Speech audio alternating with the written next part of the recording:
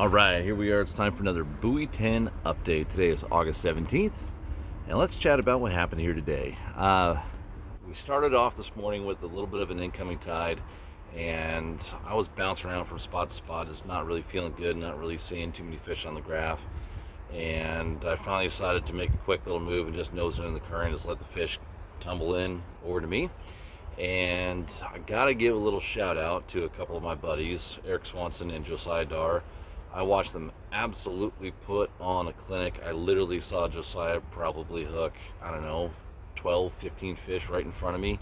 He kept losing them in a bunch of shorts, and he had a couple doubles. And then Swanson was inside and watching him throw the net up who knows how many times.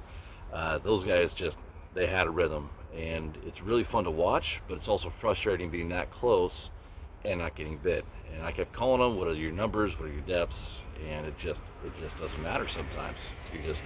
You don't have that vibe, you don't have that rhythm, and other guys do. And so you're second guessing yourself.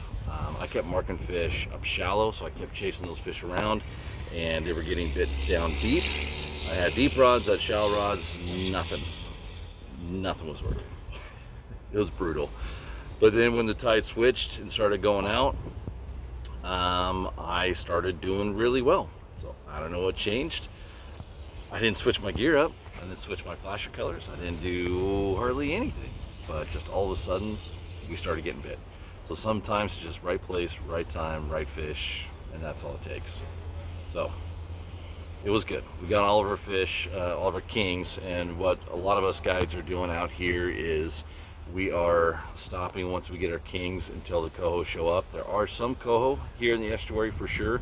They're right there at Buoy 10. They really want to come in, and hopefully as these tides build here this week, we'll start to see a bunch more coho in the estuary. But what we don't want to do is once you get your kings is go out there and just keep on fishing, trying to find coho for the next several hours and just sore lipping king after king after king.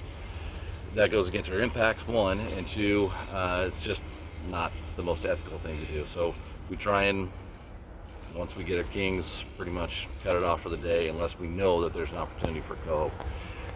Let's see. So I've been getting a lot of questions about spinfish because I've been talking about it because they've been working. In fact, where's he at? There he is. This little guy here was our killer today. Little silver blue, chartreuse butt, orange belly. He was absolutely whooping them today. But I know that they're hard to get. The reality is that for every single manufacturer in the fishing industry and every manufacturer due to COVID, everyone's having a hard time getting product, getting labor. It's very difficult to get these things out on the market. That being said, Yakima Beta is doing 4 times the production of spinfish than they have ever done in the past. So they're working hard to get them out there, but yes, I understand that it's hard to get them. I don't get any special treatment. I'm a pro staffer. I'm at the bottom end of the totem pole. There are people willing to pay for them, so why would they give me any for free? But what I did do is, because of COVID last year, I kind of knew that everyone's having a hard time getting product out. And so I spent the last year doing nothing but looking online, doing Google searches, hitting up Fish Field every single couple days and seeing what they got in stock, and just buying them up over the past year. So it's been a year's worth of work to make sure that I had enough spinfish for this fishery, and I'm still missing a lot of colors that I wish I had. And I only have, of this guy, I only have 2 of them. So yeah, we're all struggling. I almost dropped it in the water. I almost only had 1.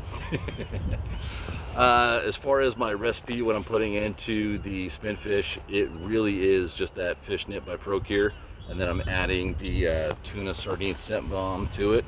So when you get it out of the package, the fish nip, it's a little bit dry, and that's because it is tuna. It's hunks of tuna that they put in there for the fish nip, and then they put in some bite stimulants and some stabilizer, and that's what dries it up a little bit. So to reconstitute it, get it to the texture that I like, which is like Play-Doh, I just add this, and you can kind of see it, but it's bloody tuna sardine, there you go, scent bomb stuff, and it is just, it's pure sludge. It's stinky, nasty stuff, but man, does it work. So that is honestly how simple the recipe is that I'm putting inside my spinfish, and it's working quite well. We had pro trolls on my port side and triangles on my starboard side, and it was about equal with spinfish or with anchovy. And let's see, we had 2 on anchovy and the rest on Pro Troll spin fish. So worked out pretty good. And what I'm doing as far as my numbers, I usually like to stack my gear throughout the water column to try and figure out where in the water these fish are biting, because even though you might mark them shallow or deep, you got to figure out where the biting fish are. And what happens is with Pro Trolls, I run 16 ounces on every single rod, because that way I can determine exact numbers where people are in the water column. If you went 20, 18, 16 or 18, 16, 14 ounces, you're guessing on your numbers. But if you do all one weight, then you can determine exactly where in the water column each rod is. So let's say I had both my rods at 40. Well, my 40 triangle is going to be fishing deeper than my 40 Pro Troll. And that's because the Pro Troll has more drag. It's pulling against the current and the boat trolling. And so it brings it up shallower into the water column. So even if I put my rods at, say, 40, 30, 20, they're automatically staggered just because the Pro Troll is coming up higher in the water column. So that's making it real easy for me. So I'm just putting all Pro Trolls on one side and triangles on the other. And then once the fish tell us what they want, we make the adjustments. So hopefully that helps you guys. Oh, I will say this too. Everybody and their cousin was on the Washington side today. Guess what? There's plenty of fish on the Oregon side too. Don't be afraid to spread out. Us fishermen, we love to be close to other folks, but there are fish everywhere from Buoy 10 up to Tongue Point. If you are not very comfortable in crowds, don't be afraid to move away from folks. You'll find fish there too. Trust your electronics, watch your water temperature, and that's all you need. All right, guys, we'll see you tomorrow. Bye.